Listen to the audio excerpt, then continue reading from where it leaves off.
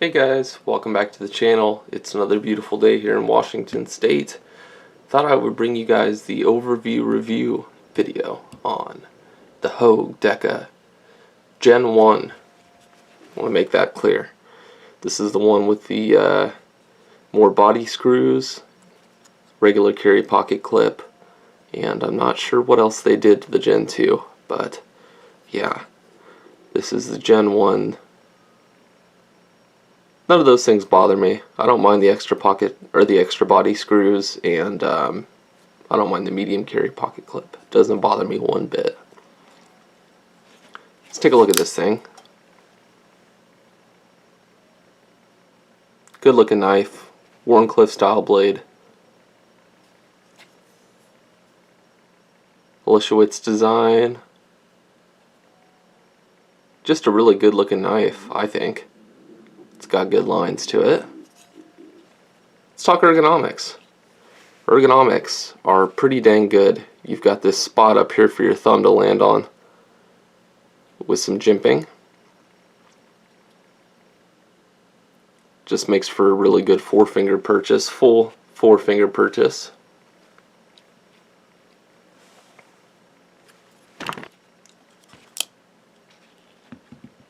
Alright, let's talk technical specifications on this thing.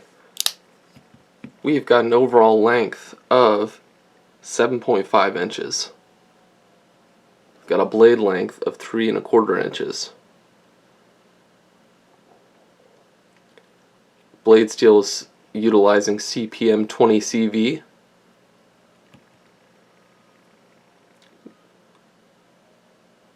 This thing only weighs in at 2.39 ounces. Really lightweight knife, in my opinion. We are rocking the Able lock, which is very similar to the Axis lock. Really smooth, very efficient way of deploying and putting away the knife. I really like the texturing they put in the scales here. They call this, it's G10, layered G10, they call it G-Mascus. It's kind of layered. So yeah, they put this texturing in here, which is really good. Gives you good purchase on the knife. Like I said earlier, regular pocket clip, not deep carry. Leaves a little bit of the knife hanging out of the pocket. Do have a lanyard hole here. They didn't prioritize the lanyard hole. It's there. It's if you want to use it, which I will. Let's talk price. So this thing is coming in normally at $148 roughly. Right around there, $148, $149. They're available now, this particular model, with the Wharncliffe blade. This model is available right now through Blade HQ. You can also find them in through DLT Trading. Last time I was on there, I saw that they had some of these in stock. So, I mentioned that this is the Gen 1 or version 1 Hogue Deka with the extra pocket screw, or the extra body screws and the regular carry pocket clip. There is a Gen 2 out now with less body screws. Obviously they had to do a little bit of re-engineering to where the screws landed with the liners. This isn't just G10. This does have, see if I can get it for you guys. There is a steel liner in there that goes about 3/4 of the way, as you can see. Ends right about there. So that contributes to the overall stiffness of the scales. You can see there is no flex in the scales at all. With the use of those liners, thick G10, and then standoffs, it just makes the knife feel really solid. So, Wharncliffe style blade, I went with that mostly because I hadn't owned a Wharncliffe yet. I always liked the really aggressive looking blade shape, and it's really pointy, really stabby. So yeah, I went ahead and decided to go with the Wharncliffe style blade, and I like it. It's great for EDC tasks, opening packages, breaking down boxes, stuff like that. This knife is generally considered to be a competitor to the Benchmade bug out. I can see that. At similar sizes. Got a similar size and overall carry profile to a bug out, minus the blade shape. We're running an Axis style lock. Again, I told you this is the Able lock. That's what Hogue calls it. That's what Hogue calls their version. Got a rather lightweight knife, again at 2.39 ounces. That's not as light as the standard bug out, but it's a light knife in my opinion. Go ahead and take a look at centering real quick while we're in this. Go ahead and take a look at centering real quick while I got the knife up here.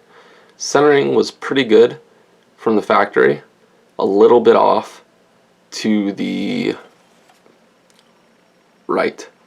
But I went ahead and used that metal complex trick to recenter a knife. And yeah, it worked pretty well. I've been enjoying carrying this thing over the last month and a half. It's light enough to where you really forget it's in your pocket. I love the blade shape for EDC tasks. The only complaint I have is that it wasn't that sharp. It wasn't as sharp as I would have liked it, let's put it that way. It wasn't as sharp as I would have liked it out of the box.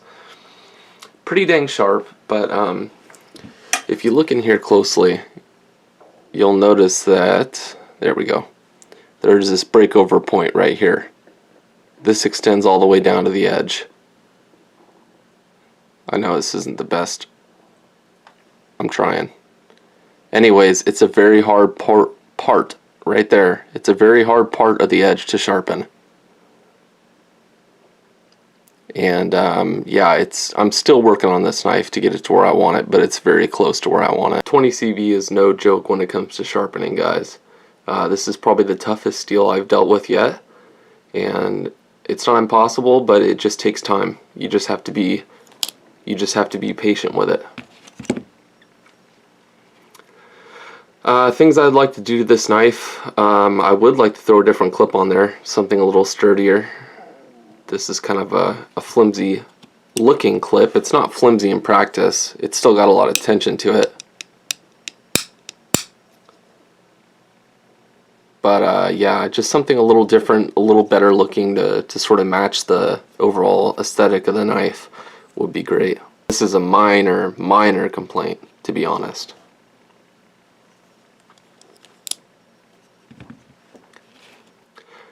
Now, I have owned a bug out. I bought a bug out a year and a half, 2 years ago, and just didn't like it. I ended up getting rid of the thing because I couldn't stand that scale flex and everything like that. It did not feel, it didn't feel worth the money for me. This does. This feels worth the money, and it's light enough to where it can, in my eyes, it can compete with the Benchmade bug out for sure. Price is right there with a bug out, with a standard bug out. I mean, this is 148 bucks. I've seen it go for as low as 132 when on sale. And yes, these Hogue knives do go on sale from time to time, especially around the holidays. I know, I think it was around Thanksgiving, Black Friday, all that. We had a Hogue sale going on. And through Blade HQ or DLT Trading, it was one of the two. Yeah, so I'm really excited about this knife. It's going to continue to stay in my rotation. This is especially going to come in clutch when the warmer weather hits and it's shorts season. I love wearing shorts. As soon as it gets warm enough out, I'm in shorts. And this is going to be my spring-summer shorts knife. One of them. Last thing I want to do is do a couple little size comparisons with some knives I got here. So we'll do the Benchmade Griptilian. We'll go pivot to pivot. How's that? There we go. Got the Benchmade Griptilian, standard Benchmade Griptilian. Combo edge. Yeah, I know this is my hard use knife. This thing gets beat. So yeah, the Griptilian. This is actually the knife I bought after I bought the bug out. Pivot to pivot. Alright, there we got a little size comparison between the Griptilian and the Deka. We also have Paramilitary 3, which I just recently got back from Spyderco. So yeah, there's your little size comparison. Hopefully that helps you out. And yeah, I think that's going to do it for this video. I wanted to keep it somewhat short and concise, and I'm pretty sure I covered all my bases, everything I wanted to cover. Hopefully you guys enjoyed this view. This is something a little different that I don't do too often. I usually do it a little bit of a different way, but I really wanted to focus on the knife and not my ugly face. So hopefully you guys enjoyed this, and I would highly recommend picking up one of these knives. Really worth it if you're trying to get into 20 CV, or you're trying to get into a higher end knife that is just good to go out of the box. Great warranty, all that jazz. This is not a bad choice. If I were you, I would go with the upgraded Gen 2 with fewer body screws, some re-engineering, and a deep carry pocket clip. I would definitely try to find yourself a Gen 2. Nothing wrong with these first generation bad boys, but yeah, just something a little more refined, and I think they're the same dang price. Yeah, why not? So, alright guys, that's going to do it for me. See you on the next one.